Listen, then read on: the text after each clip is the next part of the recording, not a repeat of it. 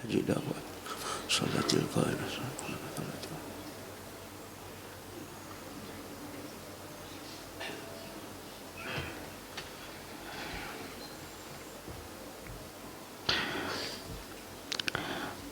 Alhamdulillahilladzi anzala sakinata fi qulubil mu'minin liyazdadu imanan ma'a imanihim.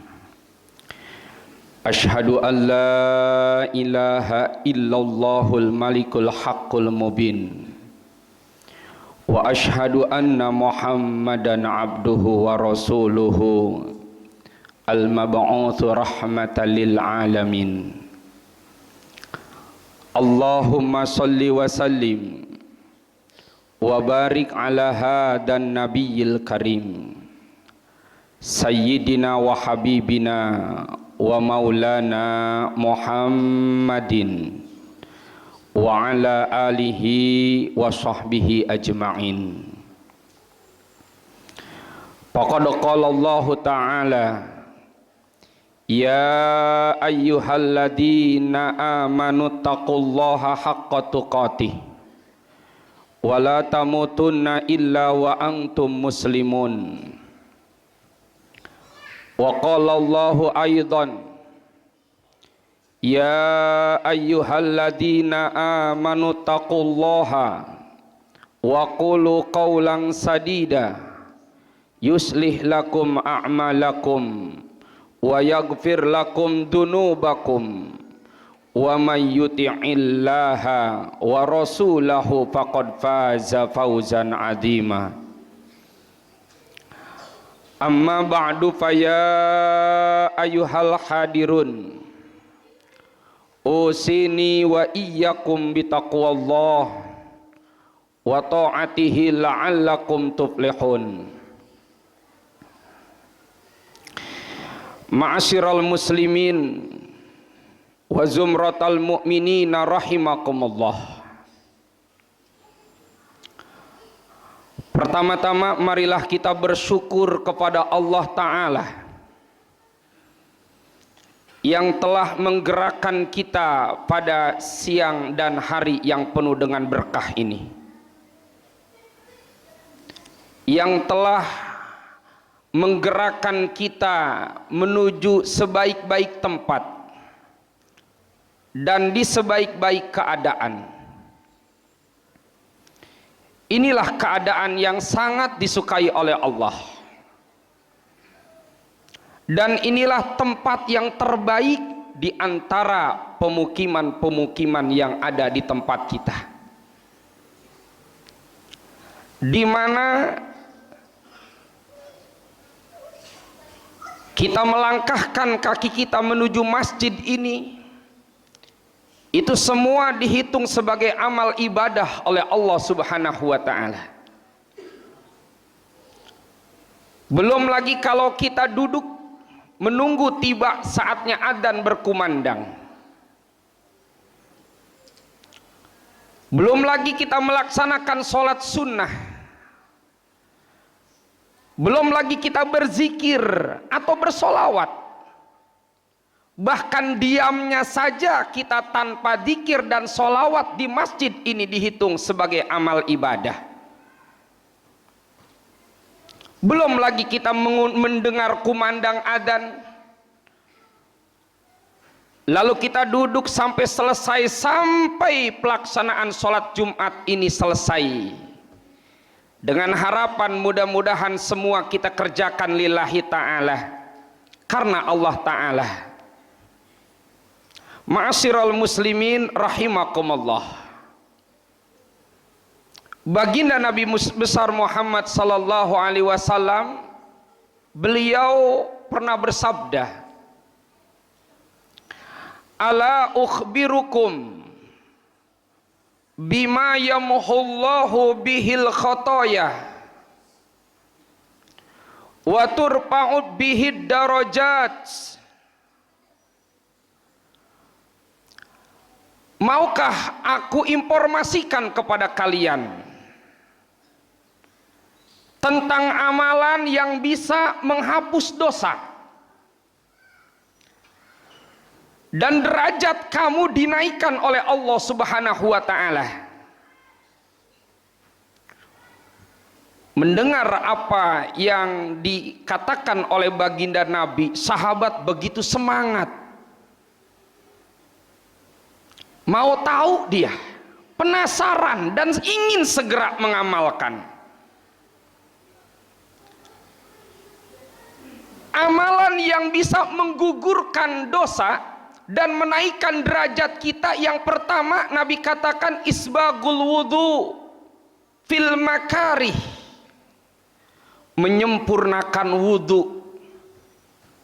Tak kala kadang kita enggan untuk berwudu, kondisi sangat dingin, datang sholat subuh, air yang kita gunakan untuk berwudu sangat dingin, tapi kita enggak mempersingkat wudu kita. Kita sempurnakan wudu kita dengan baik.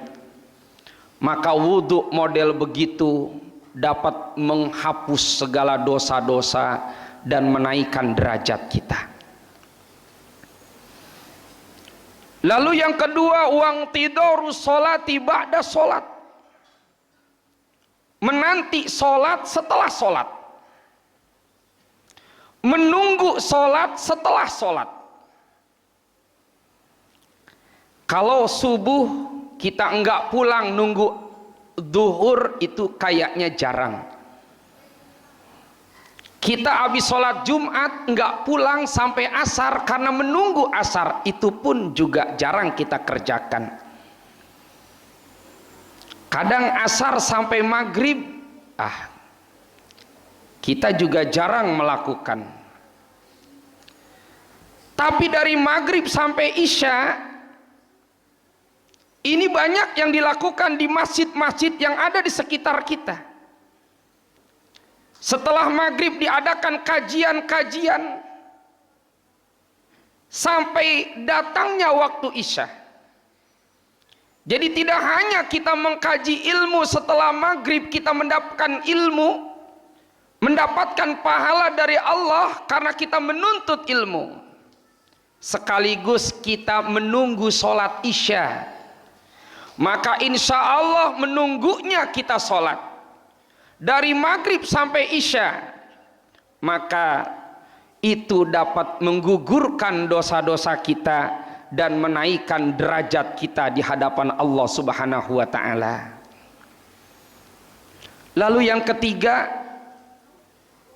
yang dapat menghapus dosa dan menaikkan derajat adalah amalan wa kasratul khutuwati ilal masjid, memperbanyak langkah menuju masjid.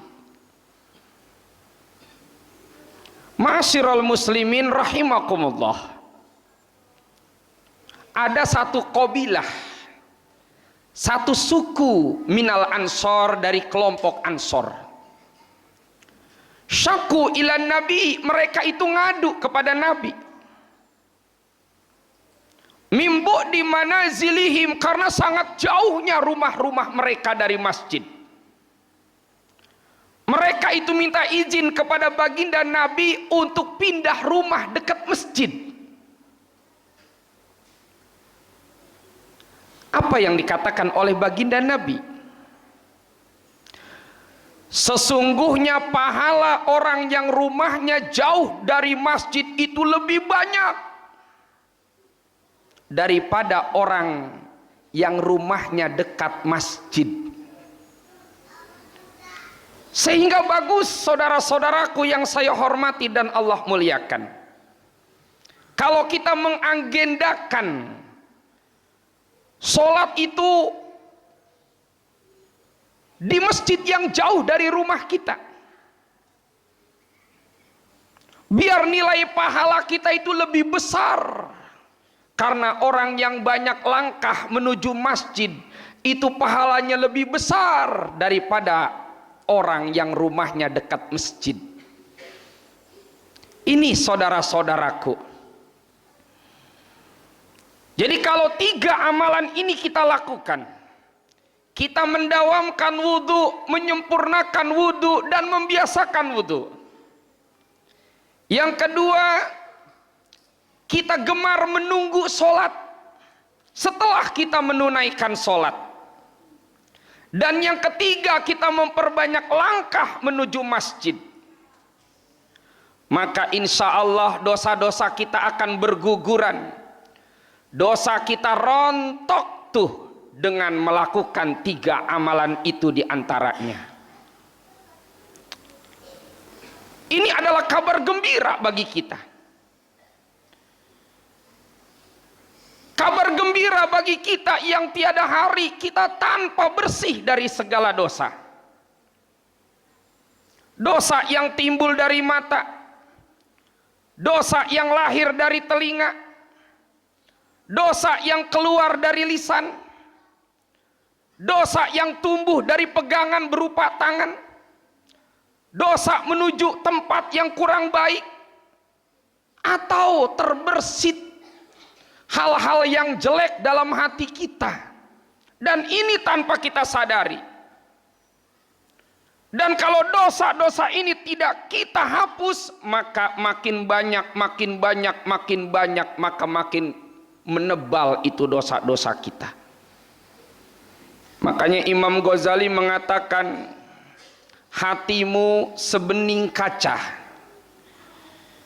Kalau pagi kaca kita elap, sore kita elap, besok kita elap, sorenya kita elap, kita bersihkan setiap saat, maka kaca itu tetap jernih dan bening.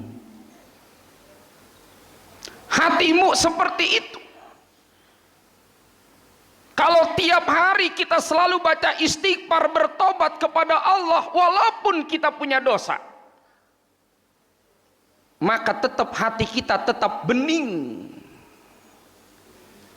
Tapi kaca yang tidak pernah kita elap, pagi kita diamkan, sore, besok, lusa, seminggu, sebulan, setahun, padahal tiap saat itu debu bertebaran, maka makin lama kaca itu makin buram. Kalau bertahun-tahun kita biarkan saja, maka kaca itu sulit untuk kita hilangkan nodanya. Kita paksa, maka enggak cukup sekali lap, 2 lap itu kaca akan bersih. Maka Nabi Muhammad SAW menginformasikan kepada kita seperti ini. Biar hati kita, biar jiwa kita, biar diri kita ini tetap bersih di hadapan Allah, maka banyak amalan-amalan yang Nabi sampaikan kepada sahabat dan sampai kita sekarang saat ini. Masyiral muslimin, pernah seorang syekh imam ulama besar yang bernama Ibrahim bin Adham, beliau ditanya oleh pemuda yang ini tukang maksiat. Ditanya nih syekh ini, Ibrahim bin Adham ditanya, ya syekh, tolong berikan aku informasi apa akibat perbuatan dosa itu. Aku nih suka berbuat dosa, aku mau tahu akibat dosa itu apa sih? Lalu Syekh Ibrahim bin Adham ini menjawab, akibat perbuatan dosa itu 5. Yang pertama, hatimu akan gundah gulana, dirimu tidak akan tenang, gelisah. Jadi kalau kita gelisah, nggak tenang, padahal rumah AC enak, sejuk, nyaman, mobil kita juga nyaman, tapi nggak tenang, kita korek-korek tuh, mungkin ada dosa. Makanya kalau ditanya dosa itu apa? Dosa adalah yang membuat dirimu tidak tenang. Bukan dinilai oleh banyak uang, ternyata ketenangan itu. Ternyata ketenangan itu bukan dilihat oleh tinggi jabatan. Banyak orang yang jabatannya tinggi sampai saat ini banyak yang hidupnya nggak tenang. Banyak yang hidupnya nggak tenang sekarang para pejabat. Padahal dia uangnya banyak. Kemana-mana diiringi dengan ajudan. Apa yang dia punya dapat dia miliki. Apa yang dia pengen dapat dia miliki. Tapi lihat, sekarang banyak yang enggak tenang hidupnya. Apa yang membuat mereka enggak tenang? Periksa-periksa, mungkin banyak dosa, banyak salah.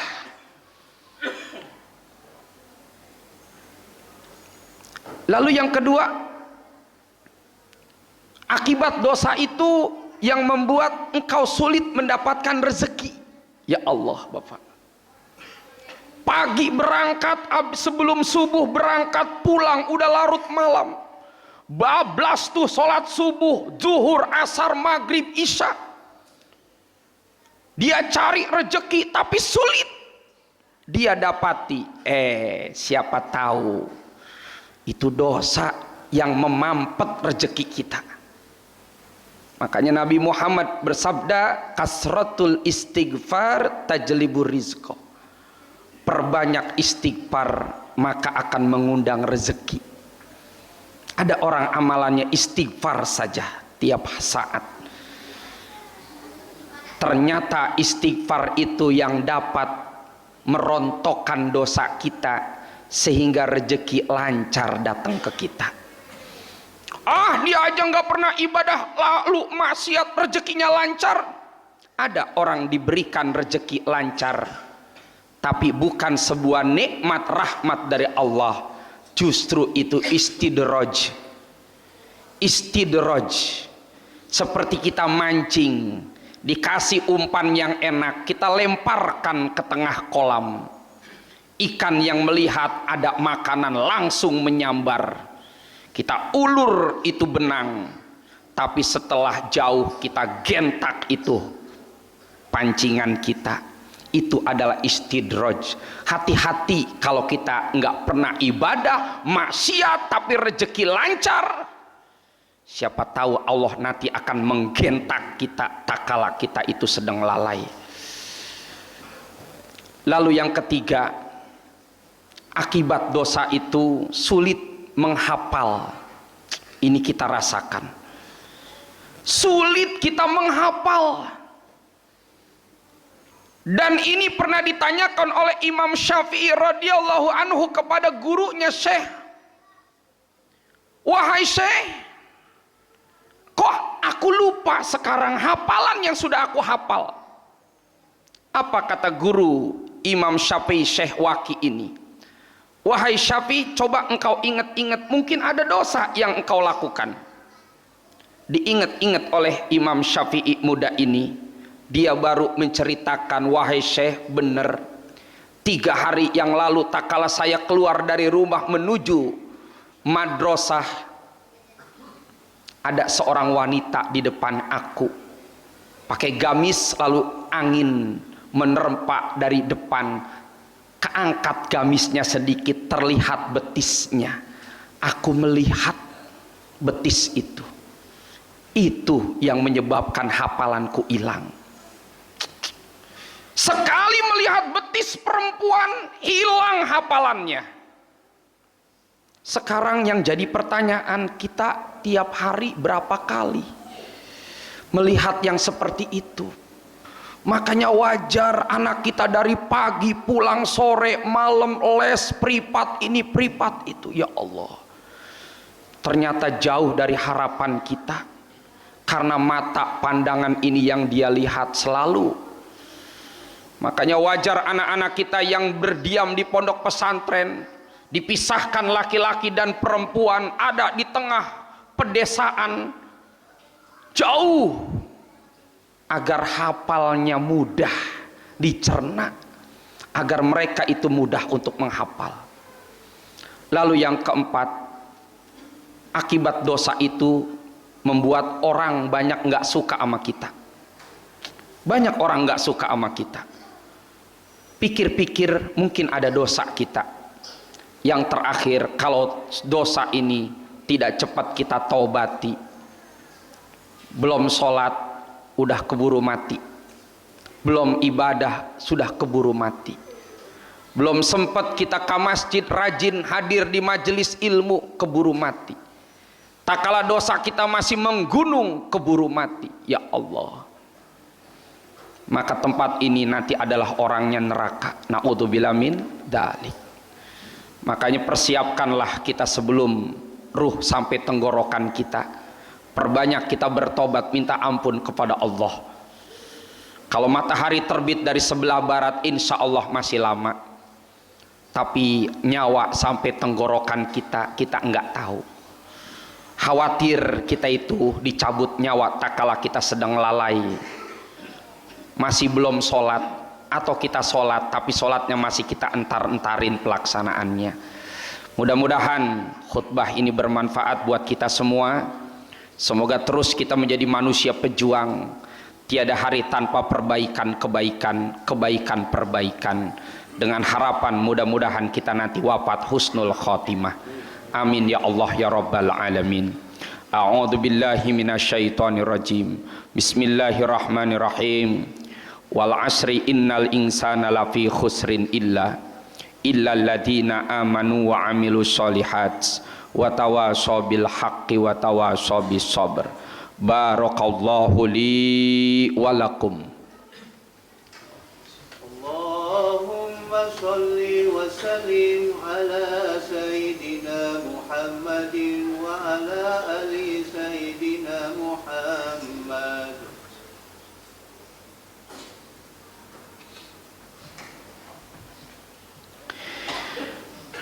Alhamdulillahilladzi ja'ala ummatan wasata.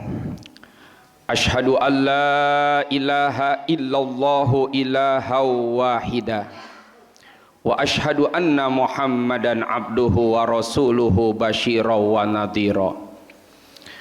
Allahumma salli wa sallim wa barik ala hadan nabiyil karim Sayyidina wa habibina wa maulana Muhammadin wa ala alihi wa sahbihi ajma'in.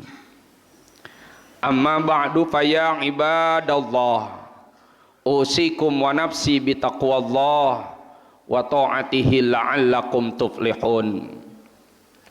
Summa qala Allah ta'ala, innallaha wa malaikatahu yusalluna 'alan nabi ya ayyuhalladzina amanu sallu 'alaihi wa sallimu taslima.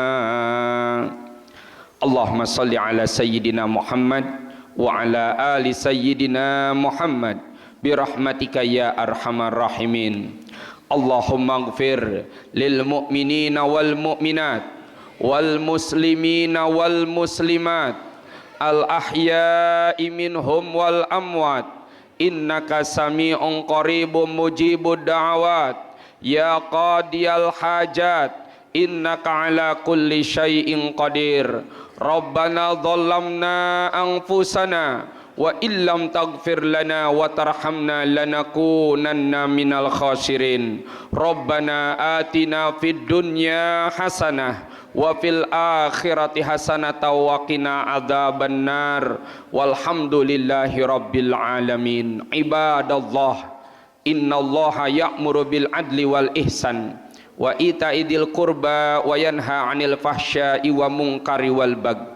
Ya'idukum la'allakum tadhakkarun. Fadhkurullaha yadhkurkum washkuru ala ni'amihi yazidkum wala dzikrullahi akbar. Allahu akbar, Allahu akbar.